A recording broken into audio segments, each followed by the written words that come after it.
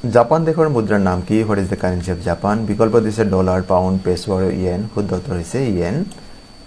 পৰৱৰ্তী প্ৰশ্ন, এছিয়া মহাদেশত সৰ্বমুঠ কিমানখন দেশ আছে? বিকল্প দি আছে 48, 54, 44 এণ্ড 23। শুদ্ধ উত্তৰ হৈছে 48।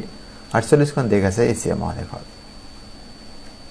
তলত দিয়া কোনখন দেশক বগা হাতীৰ দেশ নামেৰেও জনা যায়?